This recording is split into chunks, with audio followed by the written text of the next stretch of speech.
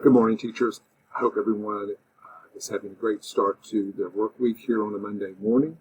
Welcome all of the folks from Jefferson County Schools back from your fall break. Hopefully it was a restful fall break, albeit I'm sure not long enough for you. So starting off here, week 7, October 4th, with our learning targets this week, we're focusing on culturally responsive classroom management. And we're building on our readings from last week on culturally responsive teaching. So the agenda starts off with an overview of those readings from last week, the readings from Gay and the Equity Assistance Center guide to culturally responsive teaching, as well as the Brown University's culturally responsive teaching website that took from Latz and Billings' work on this topic. And then the first item this week on our agenda is, or for this week's work on our agenda, is number 2 in that topic, or that item is readings.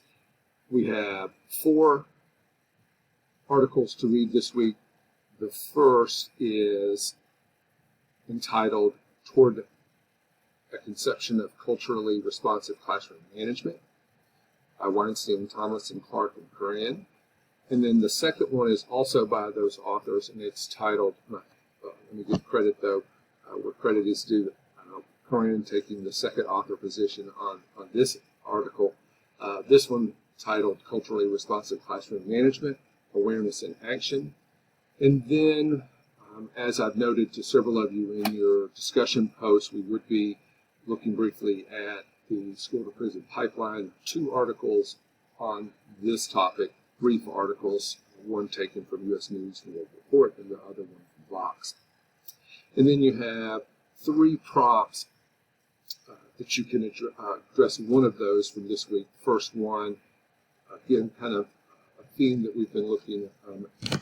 We're focusing on in our discussions over the course of the semester is just how did your readings this week inform your thinking about this topic of culturally responsive classroom management, and then to specifically discuss a takeaway from the readings, hopefully focusing on how they informed your practice, specifically a specific strategy that you took away from the readings that you're going to incorporate into your own classroom. The second item is to create an outline for a 1-hour professional development, introducing culturally responsive classroom management to your colleagues. You can do this on a Google document. And then the final one, similar to last week, is to, in both of the last 2, connected to our focus on teacher leadership. The third prompt asks you to create an infographic to share with your colleagues on this topic. For those last 2, in your discussion forum, you could just post a link to those for your classmates to review. As always, this should be posted by Saturday, no later than 11:55, and then responding to query before Monday at 11:55. Okay. Also had a couple of additional readings there. If you would like to look at those on the second item on our agenda. The third item on our agenda is Q&A for the Family Engagement Plan. I will be available not tonight, but next Monday from 8 to 9, which I hope will give everyone, all of our different time zones, a chance to attend if you would like to.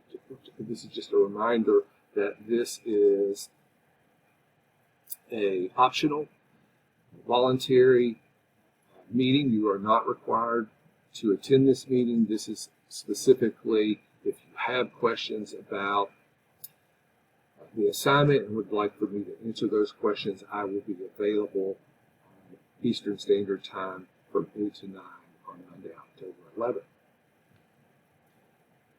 And I'll invite everyone at that time. So if you get an invitation to a Teams meeting next Monday, you don't have to accept it. I just do that to make sure that everyone has a link that's actually working. And then the final item is always the case on our agenda, is just a summary of an assignments, and that's followed by the actual discussion forum link. So again, hope everyone had a nice weekend, a restful weekend, and that your work week is off to a great start.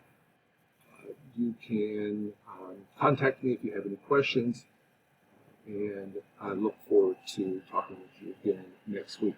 So take care. Bye-bye.